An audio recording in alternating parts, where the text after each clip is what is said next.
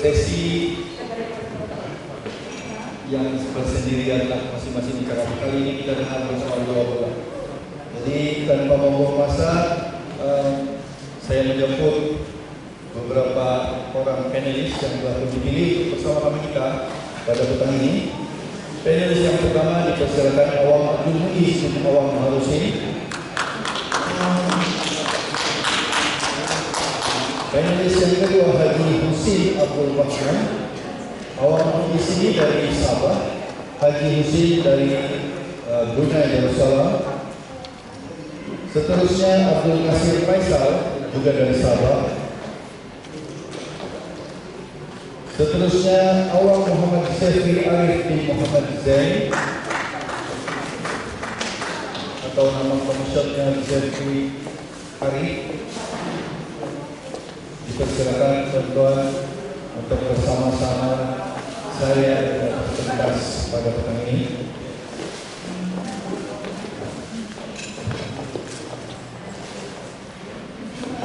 Alah siap. Ya, yang ada kopi boleh bawa kopi.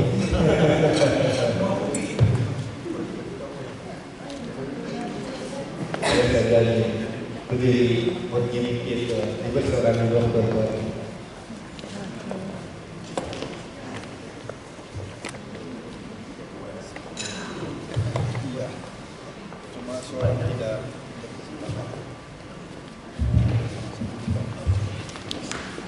Baik, jadi bagi pihak majlis, bagi pihak seluruh organisasi penganjur, saya mengucapkan selamat datang kepada tuan-tuan ahli panel kita pada petang ini. Jadi sesi kita pada petang ini merupakan sesi yang berformat forum yang bertemakan puisi esei wahana sastra dunia. Jadi puisi esei kita ini bukan sekadar kita bercakap di tempatnya, tetapi juga terus ke peringkat kebangsaan antara bangsa dan akhir dunia. Baik tuan-tuan dan puan-puan, untuk sesi ini kita ada dua pusingan. Pusingan yang pertama, satu soalan saya kemukakan kepada semua panel. Soalan yang sama dijawab oleh semua panel. Dan pusingan yang kedua, setiap panel akan ada satu soalan untuk dijawab masing-masing. Dan pusingan yang ketiga, soalan yang sama juga, soalan penutup yang akan dijawab oleh kita semua panel. Setelah itu barulah kita akan buka sesi soal jawab. Ya. Baik, jadi sebagai pembukaan, nama saya Hasmi Al-Abdullah. Saya merupakan moderator yang dilakukan pada sesi kali ini, sesi forum. Jadi mudah-mudahan kita akan terus bersama sehingga ke akhir rencana. Yang agak-agak mau ngantuk, boleh cari kopi, ya, boleh ngopi, boleh relax, santai-santai saja. Yang penting ini sampai. Baik tuan-tuan dan puan-puan, sebelum kita ke pusingan yang pertama, suka saya membacakan serba sedikit pengenalan kepada semua ahli panel kita. Ahli panel yang pertama, Saudara Awang Abdul Muiz bin Awang Harusin. Beliau merupakan pensyarah Institut Latihan Perindustrian dan Pegawai Pengurusan di ILB Kota Kinabalu. Beliau memegang ijazah sarjana muda pendidikan pengajaran bahasa Arab sebagai bahasa kedua. Saya membalas kuasa-kuasanya juga pakai Arab. Syukran jazilan. Padahal kita ada orang baca. Seterusnya, beliau juga memegang ijazah sarjana sastra ajaran Islam. Ustaz-ustaz itu kan? Jadi ustaz klasik yang tidak pakai kopiah. Ya? Baik, beliau pernah bekerja sebagai guru di sekolah di Sabah dan juga di Selangor. Beliau merupakan penggiat, penggerak dan pemimpin bahasa sastra dan budaya Melayu dan etnik tempatan Sabah. Beliau telah menghasilkan 4 buah buku, yaitu Catatan Buat Teman Setia 2002, Bintang Mimpi 2003, Usrah Sebuah Perjalanan 2003, Gedung Kesaksian Dewan Bahasa Terbitan Dewan Bahasa dan Pustaka tahun 2003. 2023. Dan beliau ini lahir di kota Kinabalu pada 13 Januari 1994 dan 13 Jun. Kena kasih tua lah. 13 Jun tahun 1994 dan ini merupakan ketua satu Ikatan Penulis Sabah. Dan yang seterusnya yaitu Haji Husin Abdul Rahman lahir di Brunei Darussalam, bersekolah di Brunei, Sekolah Tunku Abdul Rahman Ipoh Star di Malaya di Indonesia dan juga Penn University England. Berkelulusan bidang media dan komunikasi, pernah bertugas di Dewan Bahasa dan Pustaka Brunei dan Radio Television Brunei. Bidang penulisan, beliau aktif dalam bidang penulisan skrip, drama TV, radio, dokumenter TV dan juga rencana. Sekarang beliau mempunyai rencana sendiri di National FM Radio Brunei. Beliau memenangi banyak pertandingan menulis termasuk penulisan puisi esai di Liga Nusantara dan sekarang beliau merupakan setiausaha satu Astrawani. Penyanyi yang seterusnya adalah Saudara Abdul Nasir Faisal. Pendidikan awal SD Budaya Sempurna Sabah, seterusnya SMK Abdullah Sempurna Sabah sebelum mengikuti kursus perguruan di Maktab Perguruan Persekutuan Pulau Pinang pada tahun 1989. Semoga 89.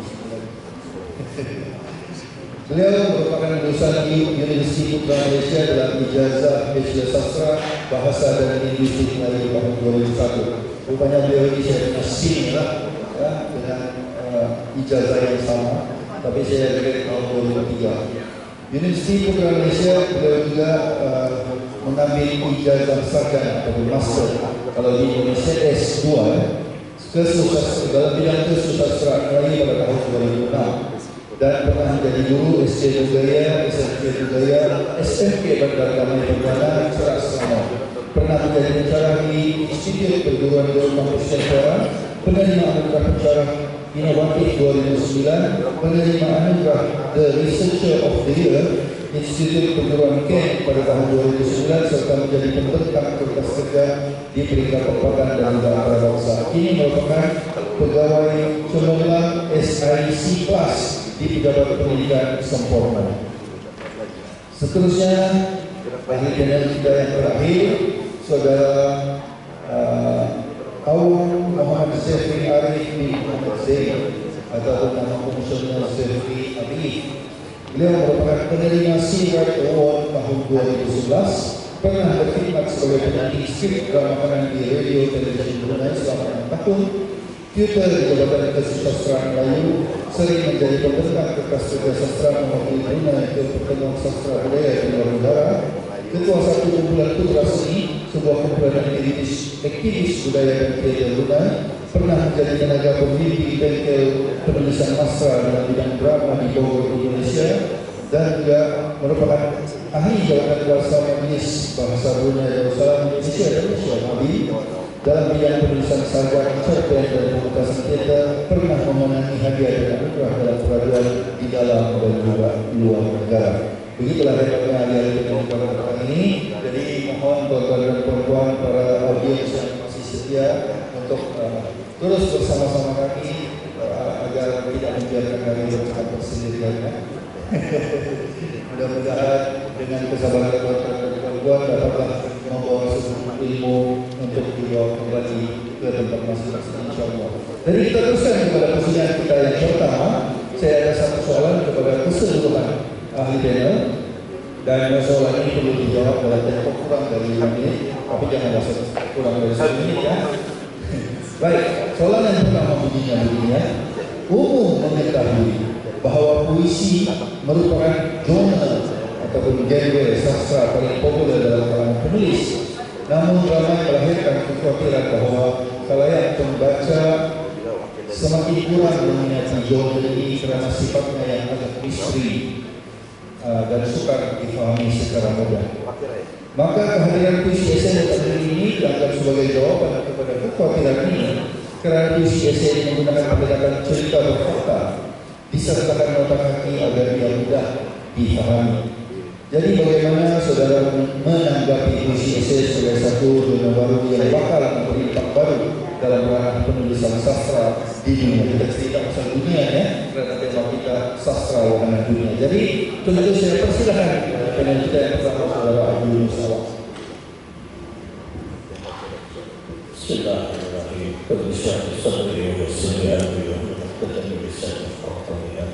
Assalamualaikum warahmatullahi wabarakatuh. Salam sejahtera untuk kita semua.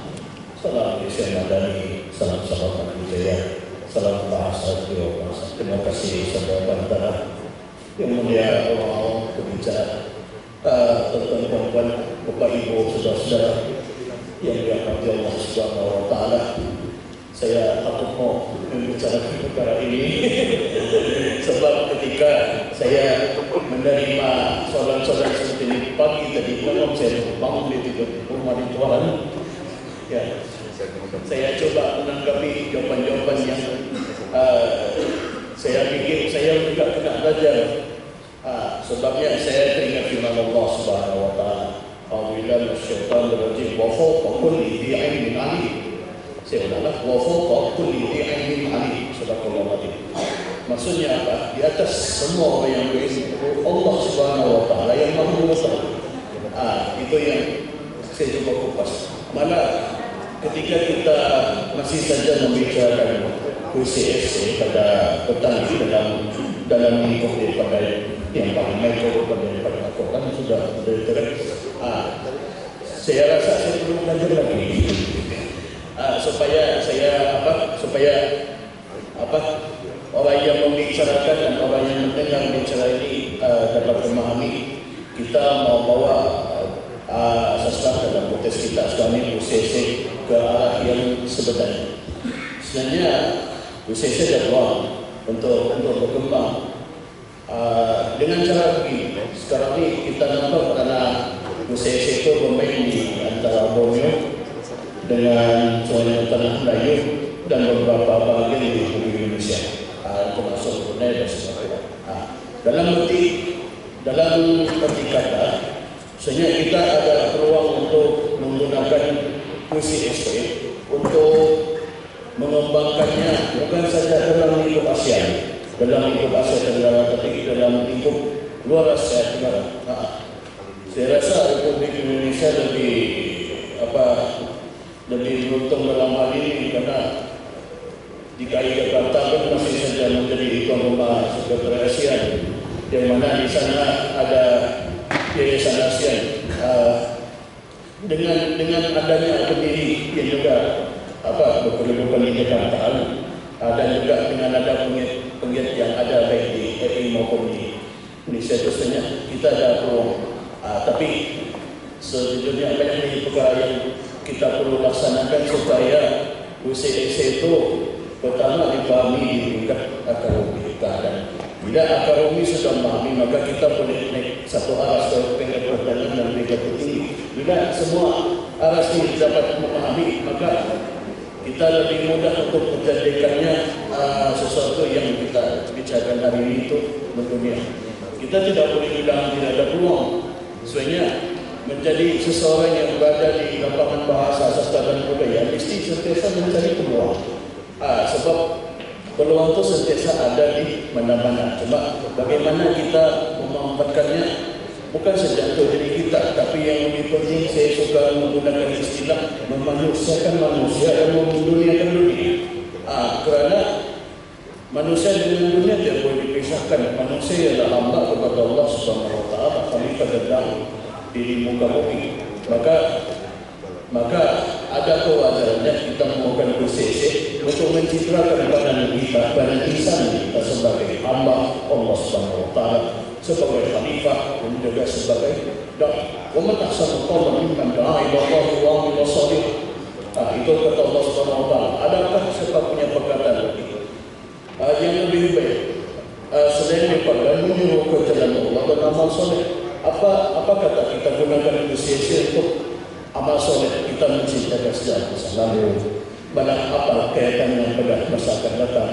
Dan saya harap saya boleh berjumpa dengan rekan-rekan seperti tuan-tuan, Bapak Ibu, saudara-saudari, supaya saya lebih memahami UCC itu. Kerana penting bagi generasi Y, Z dan Alpha sebenarnya memahami prosesi. Kira-kira begitu saudara Allah. Terima kasih.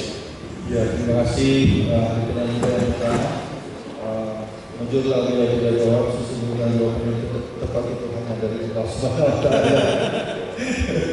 Walau bagaimanapun tanggapan yang diberi itu merupakan satu tanggapan yang positif, karena usia saya ini akhirnya akan mendunia sekiranya jadi kakak bumi kita berjaya memperkuatkannya.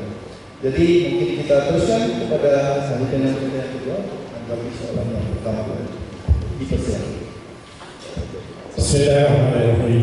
Assalamualaikum warahmatullahi wabarakatuh. Seperti yang dikenalkan tadi, saya dari Kuala Brunei. Istri saya orang Sabah, tapi sudah di luar Brunei. Jadi masa zaman persaraan ini saya sudah besar. Saya seringlah ke Sabah daripada tempat lain, pergi Jakarta atau Kuala Lumpur, pergi Sabah sering. Jadi dalam satu lawatan ke sini, saya menjadwalkan supaya saya hadir. Saya melawat saudara dan istri tinggal di rumah, dan saya menghadiri satu bengkel puisi yang diadakan karantina salam puisi lupa saya di rumah bahasa di Putatan. Tahun ini tahun 2017 atau 18 ya. Jadi itu kali pertama saya dikenalkan dengan puisi esei. Pembimbing masa itu ialah Ibu Bupati sendiri daripada Indonesia dan juga Datuk Jasmine, dua orang. Memanglah mula-mula terkabulkan apa sebenarnya puisi sendiri. Lagipun saya ini bukanlah orang yang bergiat dalam puisi, saya bergiat dalam bidang-bidang lain. Tapi apa yang saya dapati daripada bengkel tersebut ada empat elemen puisi yang perlu diingat, yaitu bahasanya mudah, walaupun masih lagi ada betul-betul sajak. Kemudian ada persoalan sosial dan sebagainya, dan ataupun dalam masyarakat, dan ada hero dalam story dalam cerita itu. Tadi pagi dan kemarin kita diterangkan bahawa dalam puisi ini ada cerita, dan yang sekali yang penting ialah puisi esei ada nota kaki.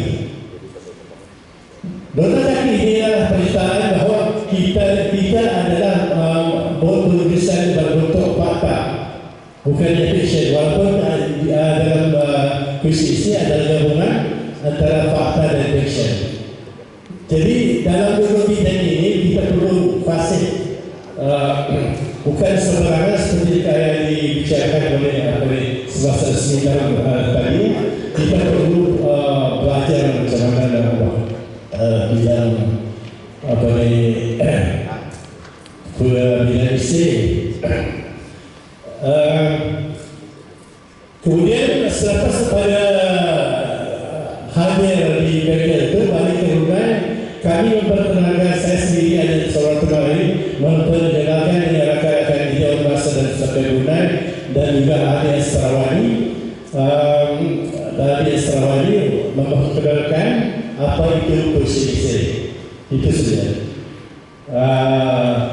Belum lagi berapa berkembang, walaupun yang meletup, saya sering berurusan dengan bahasa Sabah, dan saya sendiri ikut dalam kalau orang Indonesia kata lomba penulisan, ikut pertandingan penulisan puisi esei, dan berpengaruh kepada empat elemen tadi itu. Dapatlah juga saya hadiah, walaupun saya selalu hati. Tapi sekarang sudah saya dapat nampak macam mana nak membuat satu puisi yang cantik. Dan ini saya ingat pada satu cerita dalam festival lepas pun ada disentuh ni. cerita apa namanya minat tetap digantung. Sedih juga ni seorang apa ni, kan orang Indonesia tahu ni kan, cerita pekerja wanita kerja di Saudi Arabia yang tidak dapat apa namanya ni pertolongan dari segi diplomatik dan juga dari segi wang, dan akhirnya dia tak dipacau kerana membunuh tuannya. Dia membela diri untuk daripada dicoba oleh tuannya itu. Begitu ceritanya. Yang saya kagum cerita minat apa namanya tetap digantung dipacau ini ialah cerita ini dalam bentuk puisi-puisi, tapi dapat dibuat dalam berbagai-bagai cara seni ya. Dia boleh dalam festival kedua tahun lepas dia dipersembahkan di stage. Cantik sekali dipersembahkan oleh, kalau tersiap saya, anak-anak daripada sekolah antarabangsa Indonesia.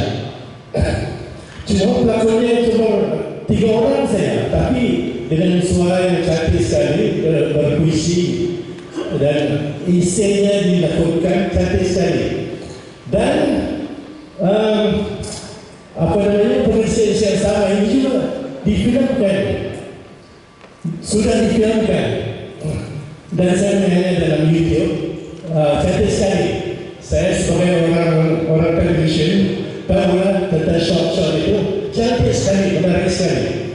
Dan ini satu elemen yang bagus sekali untuk dikembangkan,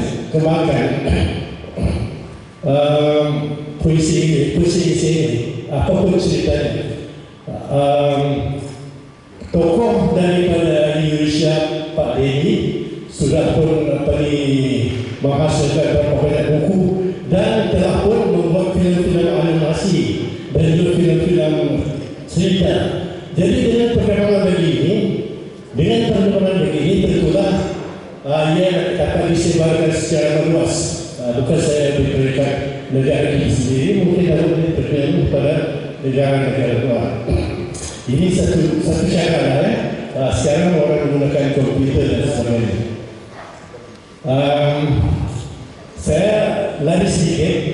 Barangkali kawan-kawan di Indonesia ada beberapa tahu di Indonesia di Brunei sendiri melihat cerita Vina sebelum 7 hari ya, cerita Panggung.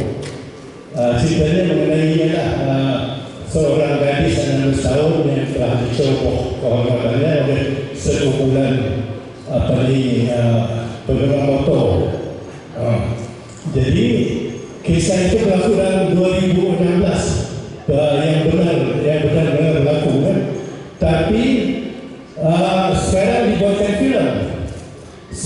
film dan sekarang macam-macam pulang pandangan-pandangan yang ada yang kontroversi, ada yang menyokong, ada tidak, dan mengenai film itu. Dan ini satu pengembangan dalam bentuk publicity. Sama juga kalau kita membuat film puisi esai dikembangkan oleh itu, pastinya orang akan membuat pandangan nanti kira-kira sama pandangan pro atau kontra. 1 menit ya. 1 menit ya. Pagi tadi ketua saya Pak Jajawi bercerita mengenai orang menangis, orang Cina menangis, tukar tangis ya. Ada persembahan, saya pernah membaca ini, dan saya pernah membaca karya Datuk Zurina Hasan, seorang negara Malaysia. Tajuknya penangis upahan. Penangis upahan. Ceritanya sama dengan apa yang dikatakan oleh Pak Jawi tadi. Cuma ya, saya memikirkan bahawa dia bukan satu seni budaya, tapi satu keadaan yang mungkin akan berlaku di masa depan. Ceritanya ialah bahawa seorang kaya untuk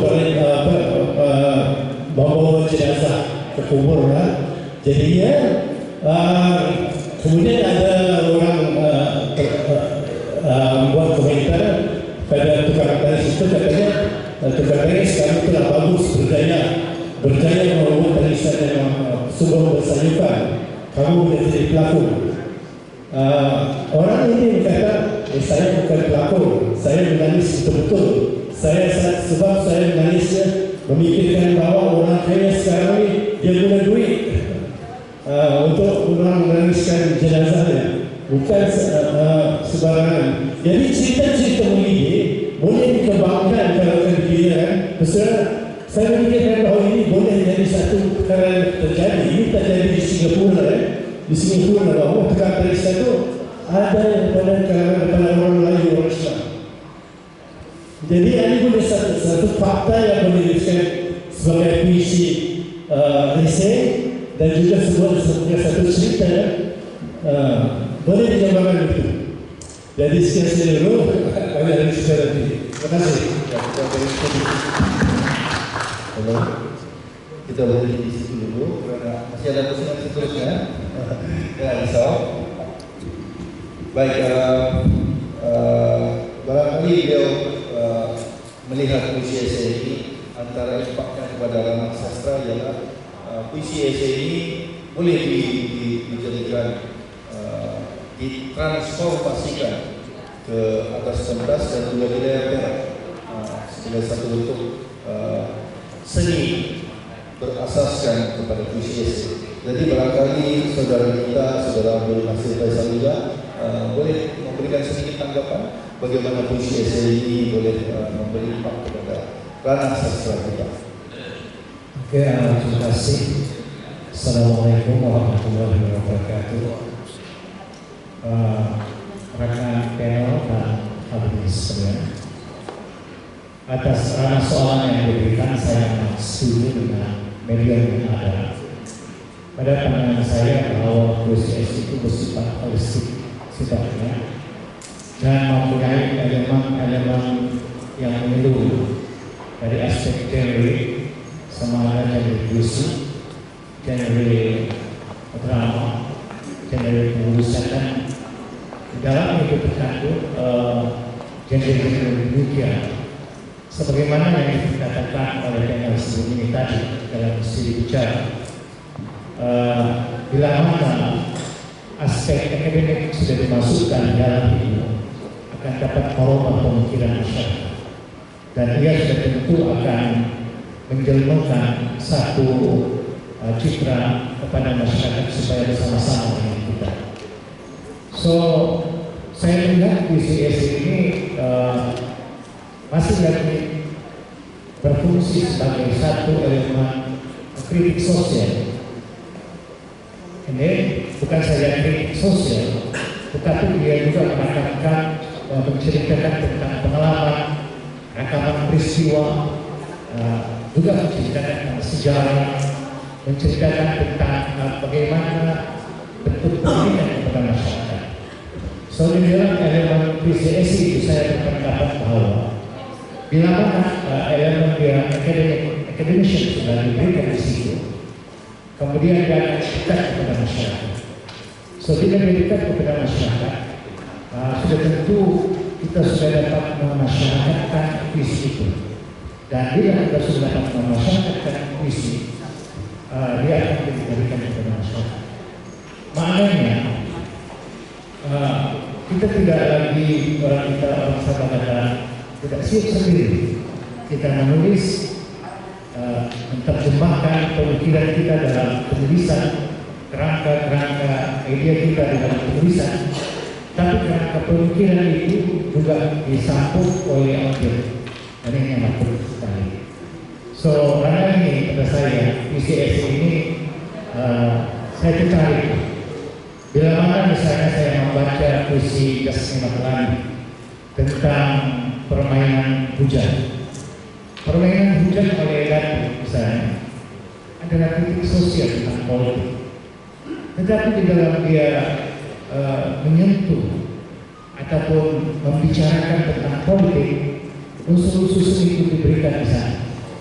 Ya, sebagaimana dengan yang mengatakan tadi, tidak buat puisi esai mesti ada dialog, monolog, mesti ada teknik-teknik, dan teknik-teknik ini akan mendekati, akan menyebabkan pembaca seolah-olah peristiwa itu berada pada dirinya, dan peristiwa apabila berada pada dirinya akan menyebabkan mereka tersentuh hati. Sebab itu ada juga fungsi puisi esai itu dalam konteks perasaan, menyentuh perasaan teman-teman dan seumpamanya. Dan saya juga bila membacakan puisi esai oleh rekan kita dari Indonesia misalnya, ya, bahasa yang digunakan agak naik sekali, dan bahasa itu menyentuh jiwa. Bahasa itu dengan teknik-teknik dan seumpamanya itu amat menarik. Dan kata-kata yang diberikan itu membawa kita kepada sejarah sebenarnya. Sejarah itu akhirnya memberikan peringatan kepada kita. Kalau sejarah yang dikatakan oleh Justin McLaren di dalam misalnya permainan hujan itu, tentang yang bagaimana dan kita kadang-kadang pendidik misalnya di universitas, misalnya di sekolah akan boleh reference kepada puisi. Dan akhirnya pada saya puisi itu satu medium baru yang segar sifatnya dan amat bermakna supaya puisi relevan sampai di diri. Terima kasih.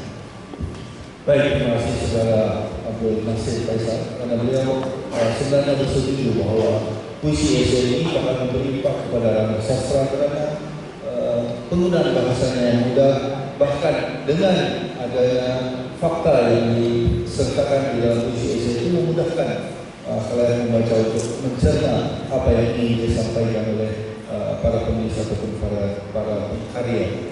Baik, seterusnya kita berikan peluang kepada kandidat kita yang terakhir, saudara John Zeri Ali, untuk menanggapi soalan yang pertama. Dipersilakan. Bismillahirrahmanirrahim. Assalamualaikum warahmatullahi wabarakatuh. Satu tangan saja. Ini soalan periksa. Kita diperiksa untuk menilai kembali bagaimana kita menanggapi soalan tadi. Saya tidak pasti di jawaban ini ada berapa mahasiswa yang tertinggal. Ada? Tidak ada? Mahasiswa yang tinggal? Ini mahasiswa. Ya, kita mengharapkan persoalan dapat ditanggapi oleh anak-anak muda dari kalangan mahasiswa untuk melihat perjalanan jauh sastra.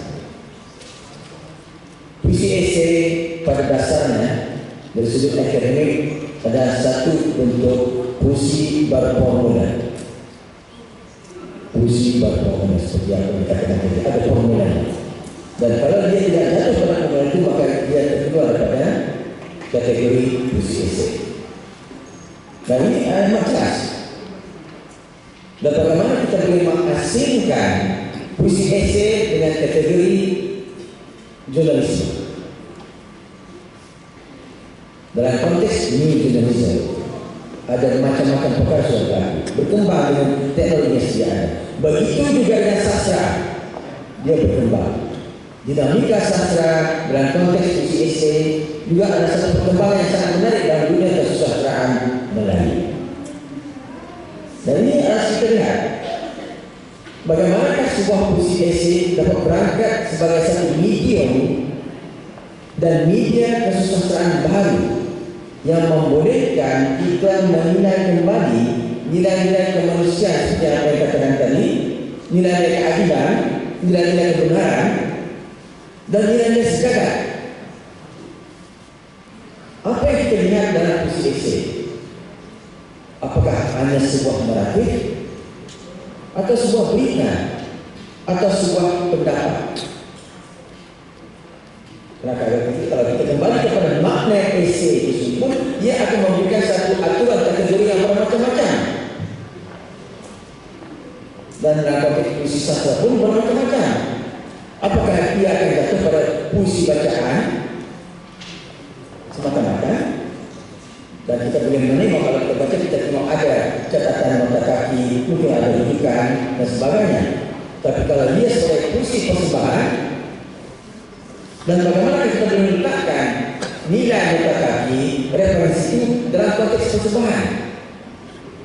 Dan di sini kita lihat bahwa dalam memujaratkan puisi esai ini, kita harus melihat perkembangan yang ada.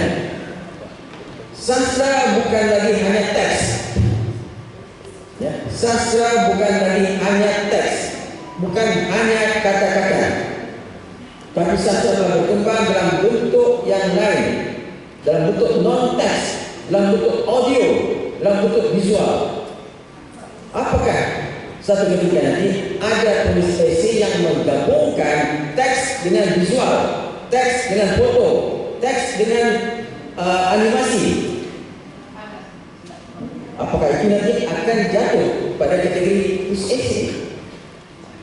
Seperti mana juga puisi-puisi yang ada sekarang ini, sama ada puisi tradisional dan puisi modern, semua sudah bergabung antara teks dan non-teks.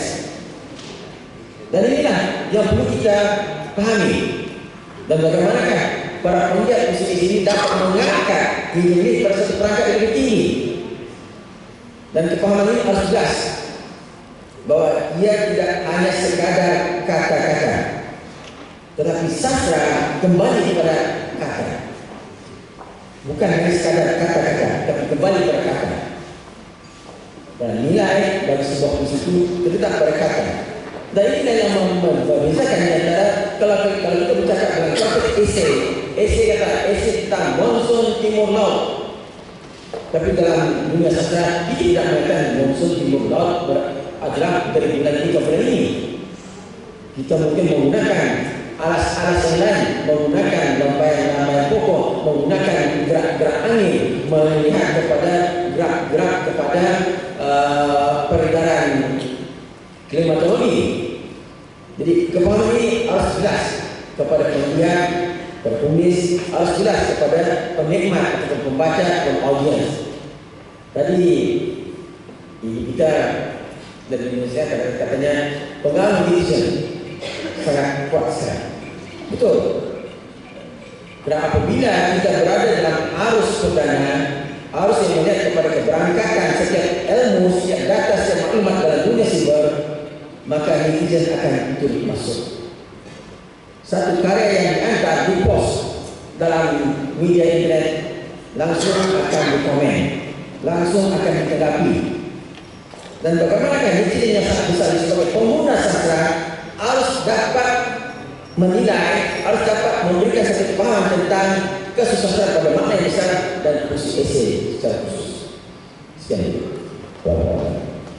Baik, nampaknya beliau melihat puisi esai ini bakal ditransformasikan pada satu era yang lebih jauh daripada kebiasaan, mungkin menggabungkan unsur-unsur teks dan juga non-teks seperti audio visual, mungkin film ataupun khususnya short film, film-film pendek yang diasaskan daripada pengkaryaan puisi esai. Jadi ini merupakan satu gagasan baru yang menjadi satu cabaran kepada para pejuang puisi esai untuk menjadikan dia sebagai sebuah nilai. Baik tuan-tuan dan puan-puan, kita teruskan ke pusingan yang kedua. Barangkali kita kembali kepada saudara Abdul Muiz. Nanti kalau lama dia tidak bercakap, takut ketidur, kita bersama-sama di sini. Jadi sebenarnya secara realitinya terdapat segelintir penulis dan genre puisi yang tetap bertahan untuk menjaga sifat puisi sebagai karya puitis yang selalunya tidak menonjolkan makna dan mesej secara langsung dan jelas. Bahkan terdapat juga yang secara jelas menolak puisi esai yang dianggap canggung kerana menggabungkan dua tradisi penulisan, yaitu puisi dan esai yang disatukan dalam bentuk yang agak kurang sinonim. Jadi apa pandangan saudara? Terima kasih, saudara moderator. Tidak semua orang mencintai saya. Kalau ada yang mencintai saya, ya sekian terima kasih. Kalau saya boleh katakan di sini, maka begitu dan juga UCC. Manusia sentiasa mempunyai pilihan untuk memindahnya, untuk menguasainya, atau mungkin saja untuk memberi pandangan ataupun alasan yang berbeda terhadap UCC. Janganlah UCC.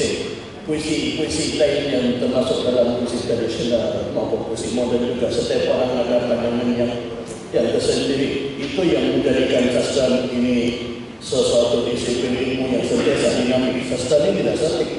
Ya, seperti mana para senior saya sudah bicarakan tadi, sastra ini tidak boleh statik. Sastra adalah sentiasa dinamik. Sebab manusia pun Allah ciptakan sebagai makhluk yang dinamik, yang sentiasa berada di mana-mana. Kalau Allah jadikan manusia itu statik, saya akan pilih untuk tetap berada di sekolah menengah.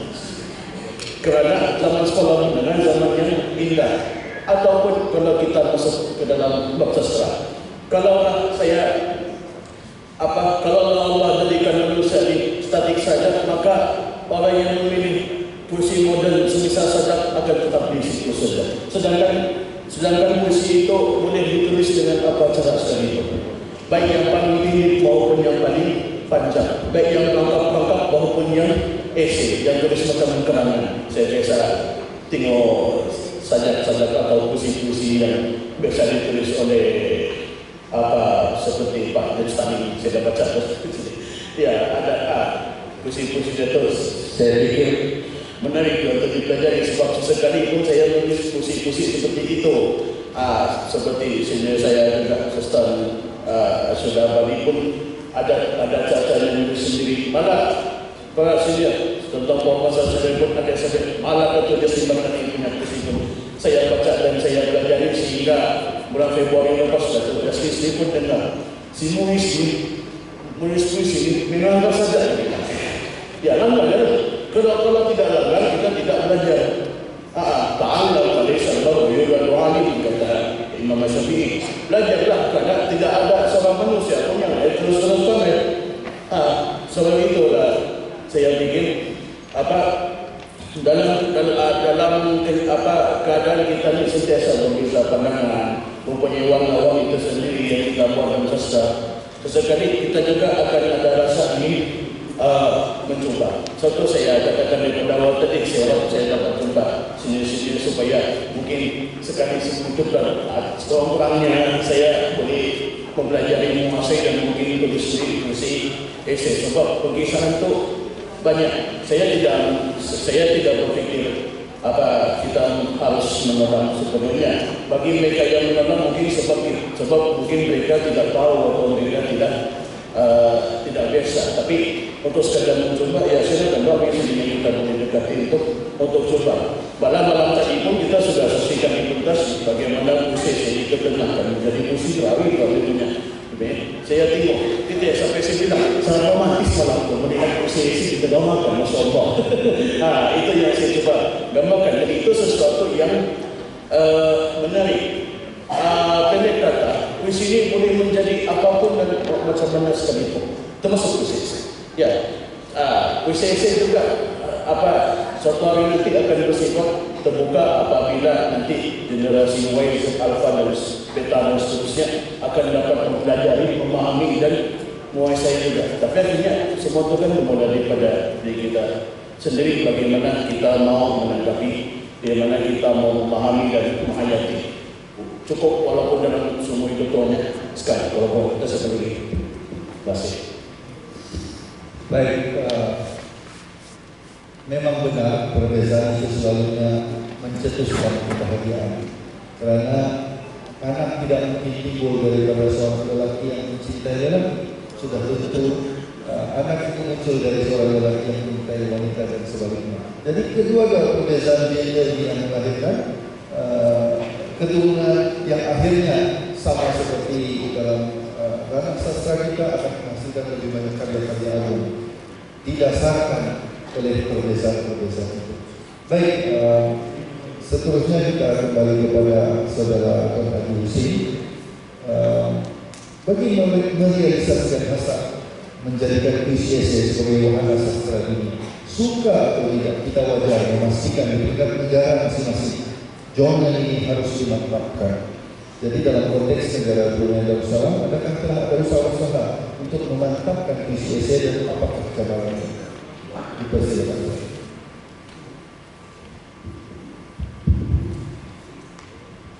Sebarang itu memang besar, sesuatu yang baru. Seperti kata teman saya tadi, ada tentangan, ada yang menyokong, ada tidak. Di Brunei sendiri memang perkara ini sesuatu yang baru. Pak Ziawawi tadi ada menerangkan bahawa dia pernah mengadakan bengkel penulisan puisi, dan bila ditanya mengenai apa itu puisi esai, langsung blank, kosong daripada peserta mereka. Jadi itu sesuatu yang baru. Tapi ini tidaklah memungkinkan kita terus berhenti di sana. Sesuatu yang baru mesti ada tentangan. Jangankan kita di Brunei ini, saudara diri di Indonesia sampai sekarang pun ada tentangan-tentangan mengenai puisi esai. Puisi esai di Indonesia bila dalam yang dari pelopor tahun 2012 begitu ya, yang masuk dalam kamus pun dalam kamus besar Indonesia dalam tahun 2020. Itu dikira baru lah kalau kita ikut jangka masa yang akan datang ini. Dan perkara ini, perkara mengenai puisi ini telah pun dibicarakan oleh tokoh-tokoh daripada barat. Bagaimana untuk memahamkan bagi mereka yang tidak tahu bahasa-bahasa persyairan ini, dan yaitu ada lingkungannya sendiri dan sebagainya. Jadi untuk memahamkan, sebab itu dicipta puisi bersama dengan esei. Esei itu adalah fakta yang harus ada nota kaki dan fakta ya. Jadi itulah yang perlu dibaca. Mengenai pengembangannya, ialah kita bersyukur kepada Indonesia khususnya Sabah telah dapat menggerakkan puisi ini di mereka sekarang ini. Kita sebenarnya boleh memajukannya lagi dengan ruang-ruang yang ada pada mereka sekarang. Misalnya di ASEAN, Perintah ASEAN, kita ada komiti untuk COCR, Community Culture Information. Saya pernah jadi pengurusi subgrupnya di Brunei. Jadi banyak acara-acara mengenai culture dan information ini ada di sana. Mungkin wakil-wakil negara, semua negara sana, mungkin salah satunya menceritakan bahawa kita boleh menggunakan bengkel ke apa dalam bentuk puisi esai. Ini satu cara di peringkat ASEAN ya. Dan juga di peringkat Nusantara sekarang ini pun tidak ada Mastera. Mastera pun macam-macam diorang mengadakan acara-acara, termasuk bengkel-bengkel. Pak Agus ada sini. Kita pernah jadi pembimbing di Bogor dulu mengenai teater. Dan di akhir acara ada berbagai puisi dihidangkan. Cuma pada ketika itu tidak ada disebut puisi esai, belum lahir lagi.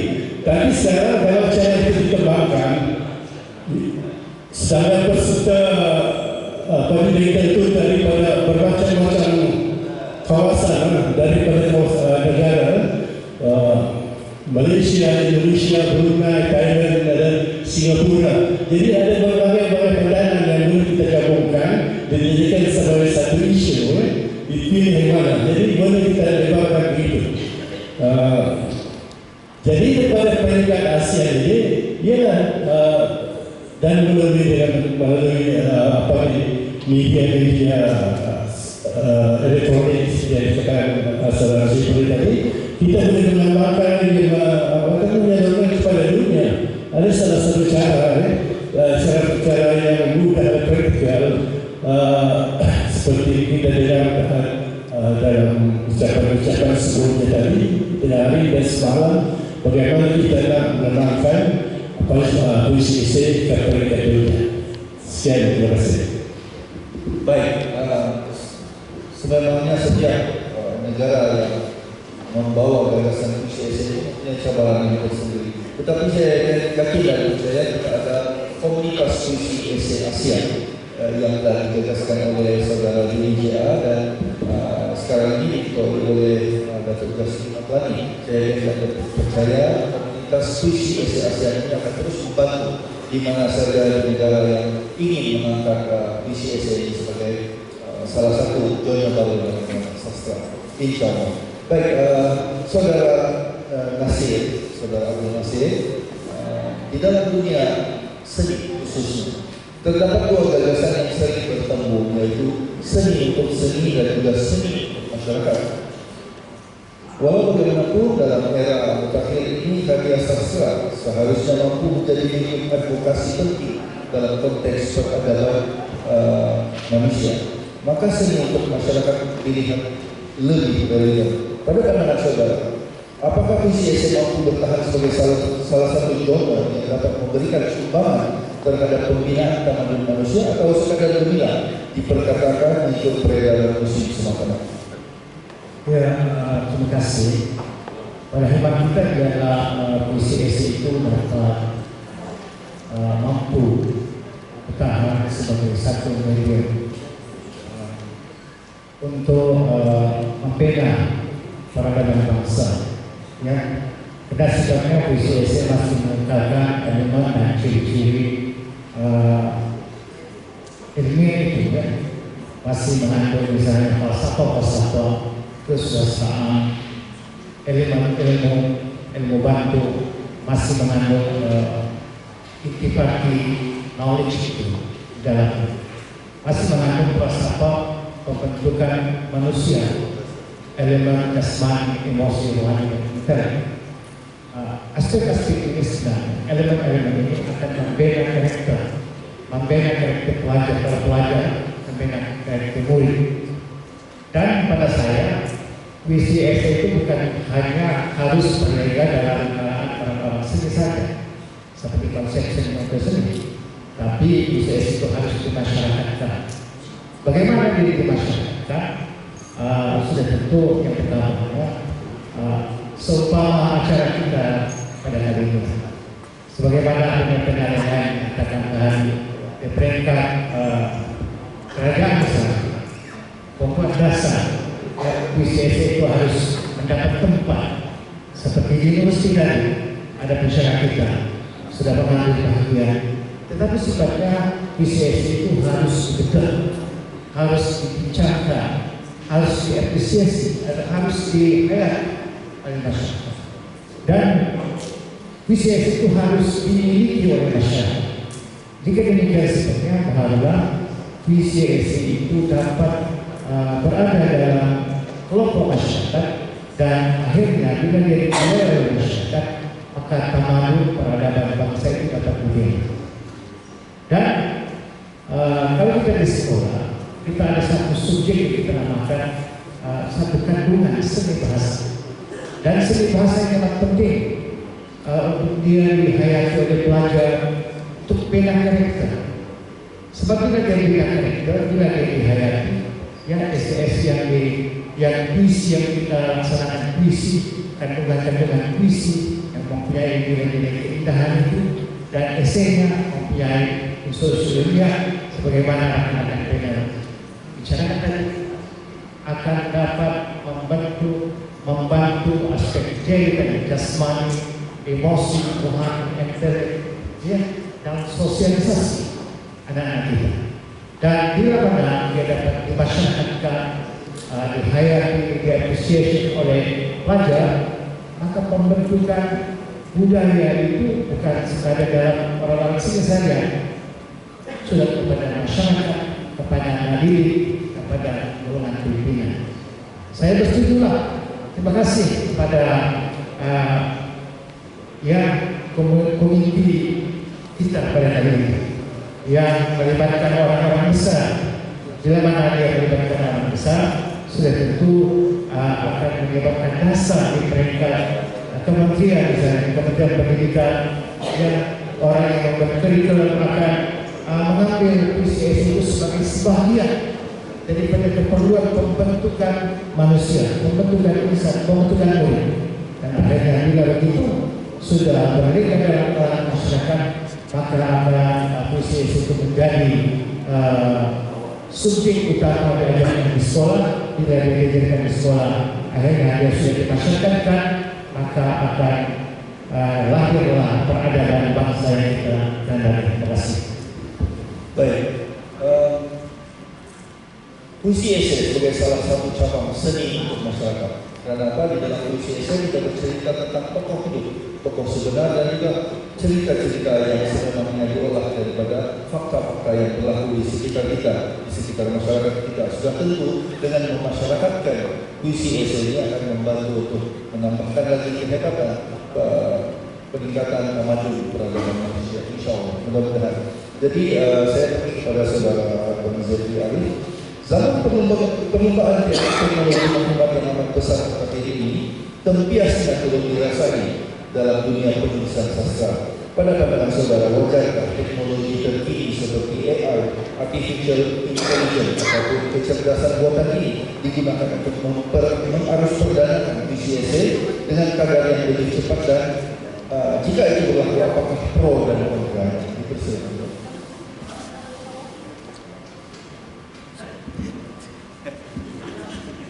Bismillahirrahmanirrahim. Saya tengok Agus dulu. Kalau saya lupa Agus, akal menakal, cibuk akal nakal. Baik, tadi sahabat kita mengatakan ingin memanusiakan manusia dan menduniakan dunia. Bagaimana kalau kita memanusiakan dunia dan menduniakan manusia? Ini berangkat kepada persoalan tamadun. Baik, sebelum kita lanjut ke tamadun, berapa orang yang ada di dalam dewan ini atau yang akan mengikuti siaran yang akan mungkin disiarkan di mana FB kawan mana ini, yang tahu tentang dunia digital? Berapa orang yang cerdik digital? Ada. Berapa orang yang ragu digital? Ada. Ada beberapa orang yang buta digital. Tamadun memperkatakan tentang teknologi. Teknologi dipikirkan oleh manusia dan dizahirkan, maksudnya Allah memberikan nikmat-nikmat teknologi ilmu kepada manusia untuk menggerakkan sesuatu. Dunia AI ataupun artificial intelligence ataupun kecerdasan buatan adalah dunia yang kita tanggapi dan amati sekarang. Kita tidak terlepas dengan dunia AI. AI hanya baru-baru ini, 1 tahun ini diperkenalkan, tetapi AI telah berlangsung lebih jauh daripada dulu. Sejak ada teknologi yang berangkat mengikut tamadun. Tamadun berdasarkan kepada kemampuan dan perkembangan teknologi komputer telah mengubah cara hidup manusia. Sekarang persoalannya, bagaimanakah puisi esai berdepan dengan perkembangan AI?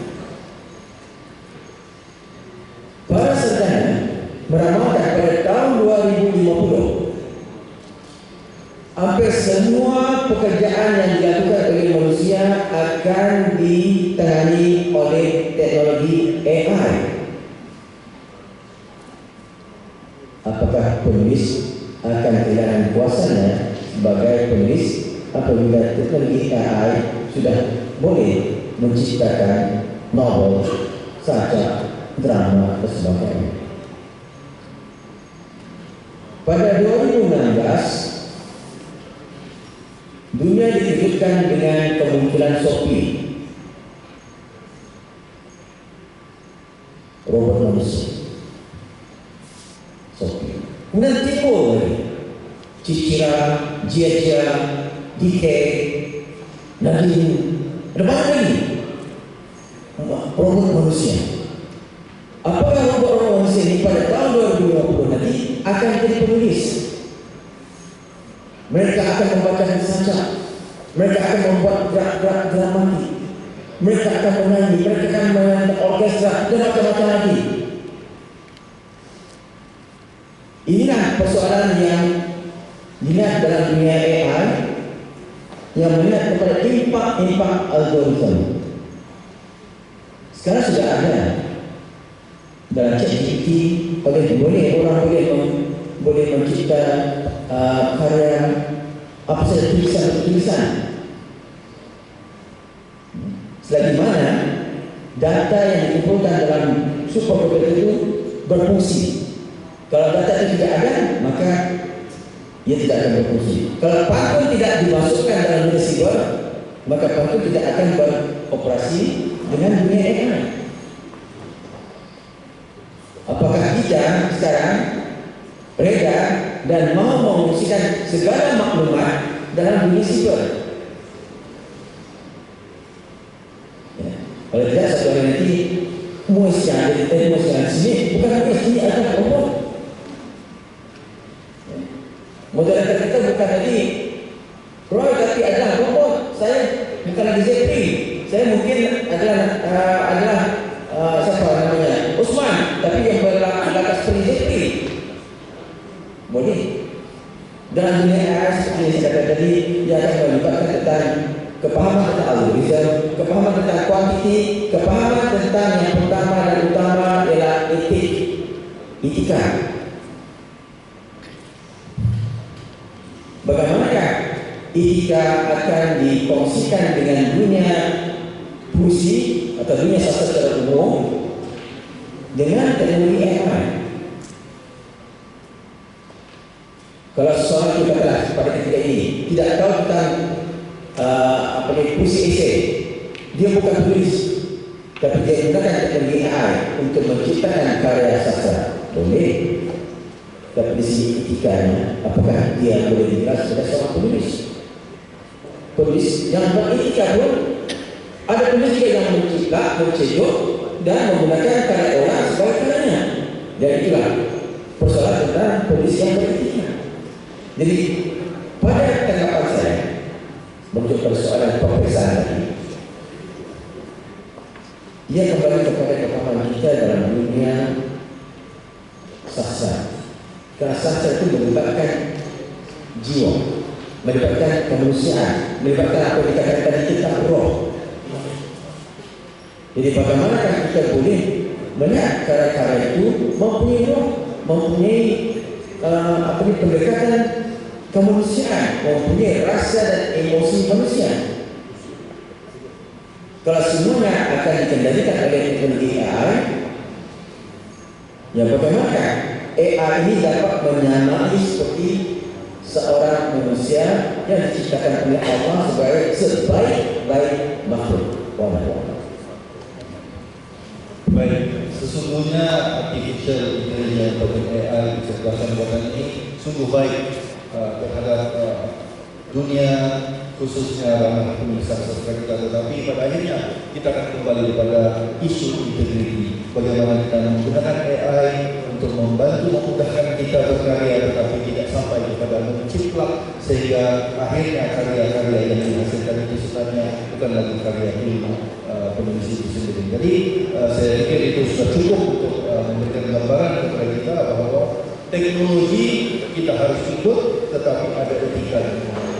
Saya pikir begitu yang disimpulkan oleh saudara yang berbicara. Jadi mungkin kita ubah sedikit konteks kita untuk kita memberikan peluang kepada audiens untuk memberikan 1-2 soalan sebelum saya akan kepada Alina untuk memberikan sedikit kesimpulan dan juga menutup bola bicara pada kita pada petang ini.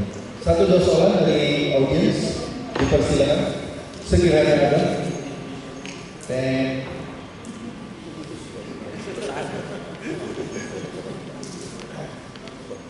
Ada soalan kembali dari mahasiswa dan mahasiswi. atau mahasiswa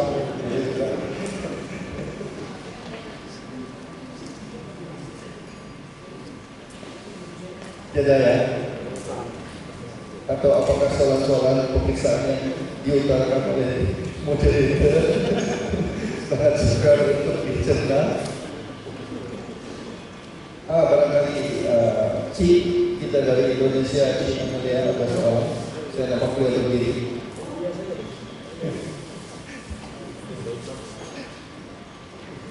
Dipersilakan. Oke, terima kasih Bapak-Bapak yang baik sudah memaparkan PCSI negara masing-masing.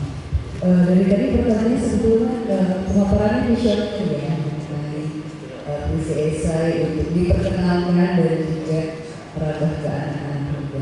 Nah, di Brunei dan di Malaysia sendiri, kalau di Indonesia dulu pernah banyak pertentangan. Di Malaysia dan Brunei sendiri adakah pertentangan itu muncul dan seperti apa pertentangan terjadi? Terima kasih.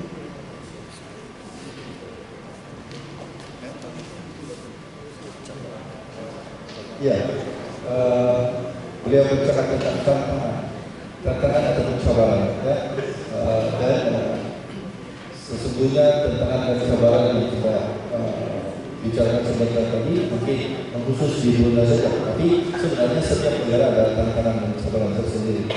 Jadi menjadi tanggung jawab kembali kepada komunitas PCSI untuk memberi bantuan. Jadi barangkali kita tambah satu soalan itu, satu, dua, tiga soalan. Jadi kalau ada soalan kita bertemu di media. Jadi saya serahkan kepada ahli teknik kita, daripada saudara Abdul Faisal sehingga ke saudara Haji Husin untuk memberikan sedikit rumusan kesimpulan untuk kita bicarakan soal kekuatan, cabaran, tantangan untuk memastikan bahwa PCSI akhirnya akan menjadi sebuah dunia sastra yang dipersilakan saudara Abdul Nasir Faisal.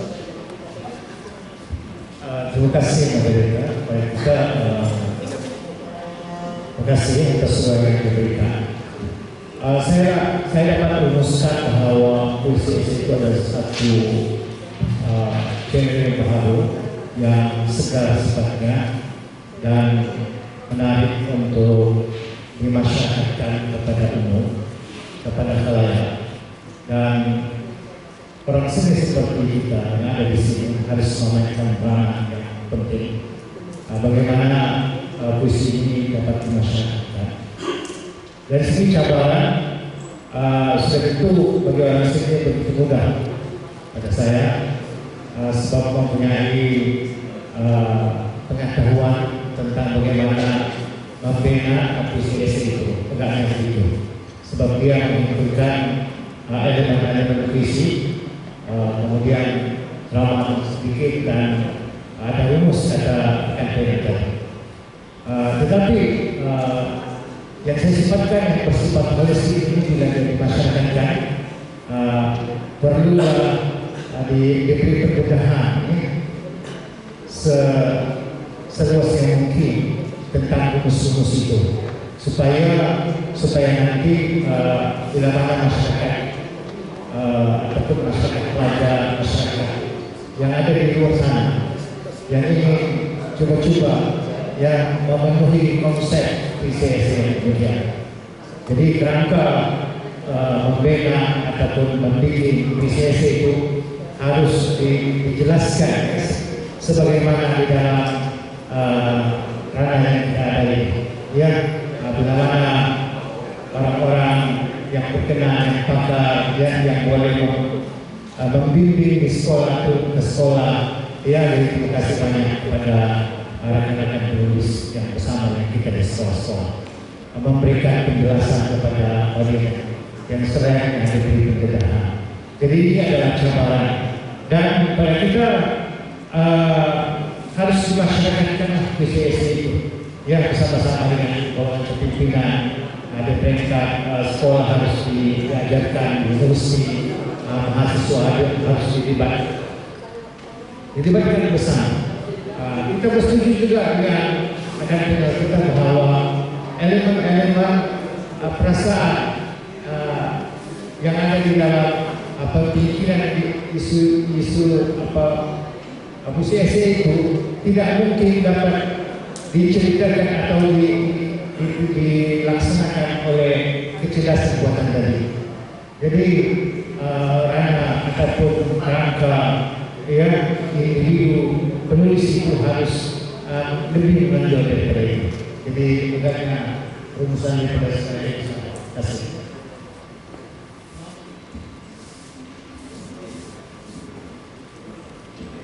Baik, soalan ibu ini dan ada yang menyebut, ini saya terpaksa berdasarkan bahasa dan ada yang menyebut telepon saya agak keras.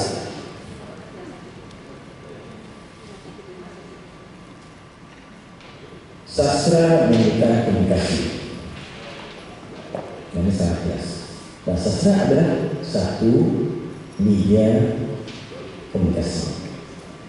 Sastra juga adalah media komunikasi.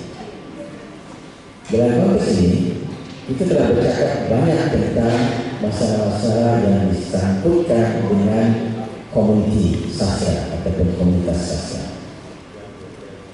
Bagaimana kita boleh membentuk komuniti sastra puisi esai? Ini akan kita kembalikan dalam konteks kejuruteraan sastra. Literature is new. Kejuruteraan sastra memerlukan sekurang-kurangnya 3 kolom. Pertama sumber, kedua media, dan ketiga adalah khalayak. Siapakah yang akan menggunakan ataupun melayani karya-karya puisi esai? Dan apakah ada pembuka puisi esai? Penulisnya. Dan bagaimana karya ini dapat diakses media? 3 perkara ini. Ia juga akan menimbulkan persoalan tentang cabaran, tantangan, dan juga permasalahan yang timbul daripada setiap kolom. Apakah masalah yang ada dalam kalangan penulis, apakah masalah yang ada dalam konteks medianya, dan apakah masalah yang ada dalam konteks pengguna ataupun klien. Jadi kepahaman ketiga sektor ini harus dapat dijelaskan dengan satu kerangka atau kurikulum ataupun silibus pendidikan masyarakat yang menyeluruh, yang holistik dan inklusif, bukan eksklusif, inklusif, menyeluruh. Kalau kita mau bercakap tentang sastra puisi esai, kita harus ke depan bergerak dalam sastra harus berdana. Apakah sastra harus berdana? Apakah sastra yang diajarkan di sekolah-sekolah? Apakah sastra yang dimanfaatkan oleh orang bawah? Dan apakah sastra yang dimanipulasi, yang digunakan oleh para teknokrat, para elit? Dan inilah masalah-masalah kejuruteraan sastra yang melibatkan sektoral sosial yang sangat besar. Jadi inilah persoalan-persoalan yang perlu kita pikirkan secara bersama. Silakan. Saudara pemerintah, saya ada 6 show kepada UCC. Dan show ini juga terpakai kepada jurnal-jurnal lain yang mau ditembakkan dalam lapangan sastra. Tapi ini saya fokuskan untuk UCC supaya digambarkan mendunia pada masa hadapan. Pertama, kembali ke Garuda, yaitu kembali ke sekolah, kembali ke institusi pendidikan tinggi. Coba santuni institusi latihan kemahiran, saya institusi latihan kemahiran, coba santuni. Coba aja santuni anggota Permata Nawab Sultan Negeri. Kita akan sediakan dengan perkara yang paling asas, yaitu kebolehan menulis 1 baris ayat dan kembangkan, barulah kita masuk ke model dan seterusnya yang boleh dipakaikan dalam puisi esai. kedua, kerjasama antarabangsa. Kerjasama antarabangsa sudah ada, tapi berpotensi untuk diperluaskan lagi, sehingga suatu hari nanti kalau dapat pergi ke Timur Tengah, orang akan bilang Qasidah tu Maqal. Ada pronunciation dalam bahasa Arab, Qasidah tu Maqal. Ini bahasa Arab pun salah satu. Qasidah tu Maqal, Qasidah campur Maqal. Jadi Qasidah tu Maqal. Dan kalau pergi ke Eropah mungkin kau essay poem dan sebagainya. Yang ketiga, apa soal tadi ya? Media. Selain daripada media arus perdana, kita perkasakan dari media sosial supaya jendela yang mau diperkenalkan itu dapat dikenali oleh lebih ramai orang. Sekarang orang pakai TikTok sebenarnya. Banyak orang pakai TikTok sehingga apa-apa yang sesuai pada hari itu saya beritahu. Banyak-banyak saya tahu setelah minggu terlebih dahulu. Oh, nasi cuma bukan pas-pasan. Itu sebagai salah satu contoh yang tersebar dari Indonesia. Tapi di sini dengan sangat cepat. Kalau dalam mulut tak, pas-pasan bukan mau masuk. Nah, itu antara kesan-kesan media sosial. Nomor 4 ialah pendidikan dan latihan yang mana perlu diteruskan. Komite proses komunitas proses ini saya pikir sudah buat dan boleh diteruskan lagi dengan skala yang lebih besar, tidak sekadar dalam talian tapi juga di luar talian. Masuklah ke kampung-kampung atau masuk dalam komunitas dan sebagainya. Kelima, penterjemahan karya yang ada dalam bahasa tempatan kita boleh diterjemahkan masuk orang saya ini, masuk ke bahasa antarabangsa yang baik dan sebagainya, supaya tidak dibaca sekadar oleh orang yang betul-betul bahasa Melayu atau bahasa Indonesia saja, tapi yang boleh ditutur dalam bahasa Arab, dalam bahasa Inggris, dalam bahasa Mandarin, bahasa Tamil dan sebagainya. Dan yang terakhir yang kita sudah saksikan dari pentas malam tadi ialah pertandingan penghargaan ini pada bahasa Surat Cinta melakukan perkara ini, dan boleh juga diperluaskan lagi supaya lebih ramai golongan kita boleh sasarkan untuk bukan saja bertanding tapi pengalaman untuk ambil apa yang disuarakannya hasil daripada apa yang telah kita sampaikan, dan selebihnya itu terulang kepada diri kita sendiri. Wa qul ya'malu fa sayyarallahu amalakum wa rasuluhu wal mu'minun. Bekerjalah, berusahalah dalam kata ini, kerana nanti Allah Subhanahu wa taala, Rasulnya dan orang-orang beriman akan tengok. Maksudnya nanti kita akan dinilai atas apa yang kita lakukan di sini. Insyaallah akan mendapat ganjarannya di sisi Allah Subhanahu wa taala. Kursi kota kaya opinion mati. Baik, masa yang diberikan kepada kita dan berbagi pagi ini mungkin 2-3 menit kita sudah sebarang ya. Saya melihat dari segi dari segi kehendak bagaimana macam mana keperluannya akan oleh pengalaman sendiri. Masa sekolah dulu disuruh menghafal baru puisi, belum beri puisi saya mestinya dulu menggunakan buku teks, buku nyanyi sunyi ini kalau siap masuk esen daripada Singapura.